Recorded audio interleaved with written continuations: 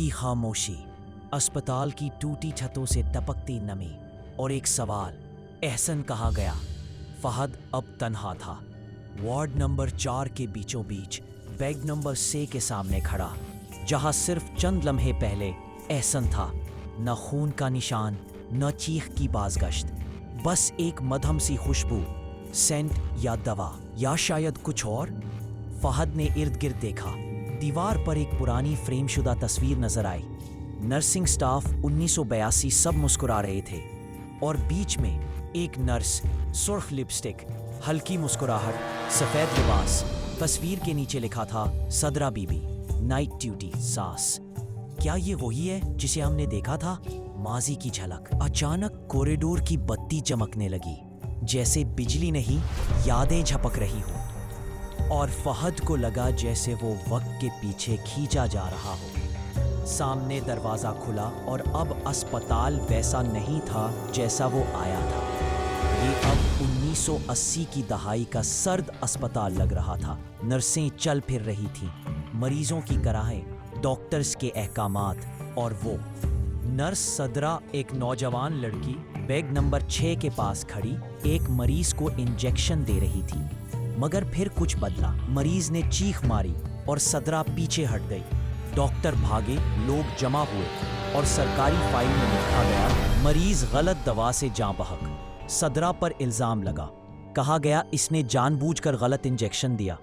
कुछ ने कहा वो पागल हो गई थी। मरीजों से बातें करती थी, रातों को रोती थी।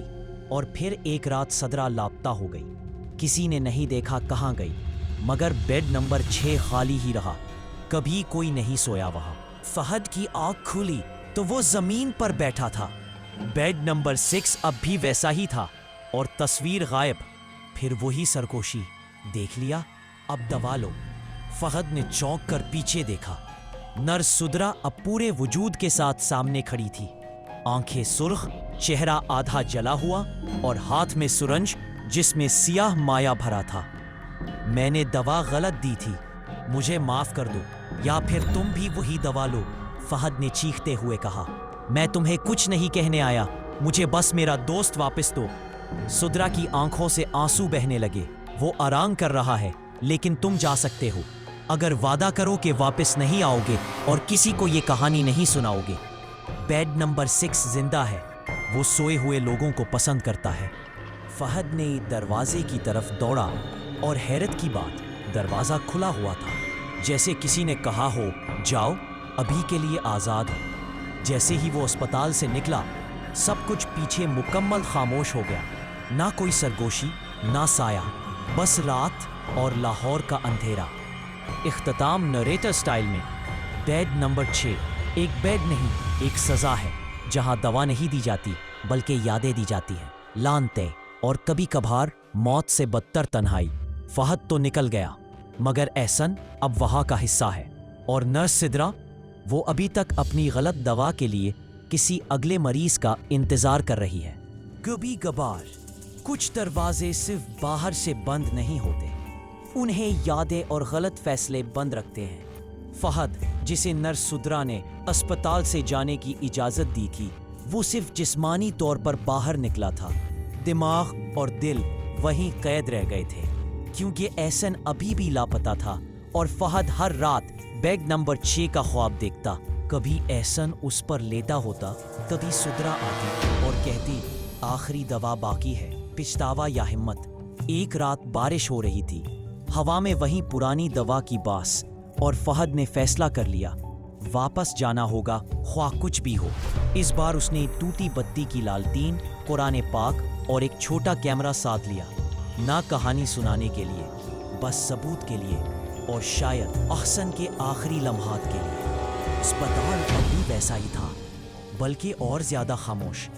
दीवारों पर नमी बढ़ गई थी, छत से पानी टपक रहा था और फर्श पर कुछ नए कदमों के निशान थे, जैसे किसी को अभी अभी घसीटा गया हो। फहद वार्ड नंबर 4 में दाखिल हुआ। बेड नंबर 6 इस बार खाली था, मगर चादर पर थोड़ा सा खून और एक पुराना लॉकेट। फहद ने झुककर लॉकेट उठाया। इसमें एक नन्ही सी तस्वीर थी, नर्स सुदरा एक छोटे बच्चे के साथ। तभी दीवार पर लगी घड़ी ने خود بخود بجنا شروع کیا۔ رات کے 3 بجے اور جیسے ہی گھڑی کی آخری گھنٹی بجی، اسپتال کی روشنیاں واپس آ گئیں اور سامنے سدرا کھڑی تھی۔ اس بار وہ صرف سایہ نہیں، مکمل وجود تھی، چہرہ تھکا ہوا، ہاتھ میں وہی سرنج اور آنکھوں میں آنسو۔ سدرا، تم واپس آ گئے تھا۔ بیڈ نمبر 6 پر خاص دوائیاں دی جاتی جو یادداشت مٹاتی تھیں۔ بعض اوقات مریض مکمل پاگل ہو جاتے اور بعض سدرا جیسے کبھی اسپتال سے نکل نہ سکے۔ احسن کی جھلک تہہ خانے میں ایک بیڈ کے پاس فہد کو وہی جوتے نظر آئے، احسن کے۔ فہد بھاگا، بیڈ پر کوئی نہیں تھا مگر دیوار پر کچھ لکھا تھا، میں جاگ رہا ہوں مگر وہ مجھے سلا رہی ہے، اور نیچے فہد کی آنکھوں سے آنسو بہہ نکلے، میں تمہیں لے جاؤں گا کسی بھی قیمت پر۔ سدرا کی آواز آئی، نہیں، جو یہاں سو جاتا ہے وہ صرف جاگنے کا خواب دیکھتا ہے مگر جاگتا نہیں۔ سدرا کی آخری ڈیوٹی۔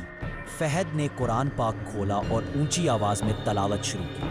بیڈ نمبر 6 جلنے لگا اور سدرا رونے لگی، میں آزاد ہونا چاہتی ہوں، مجھے بس معاف کر دو۔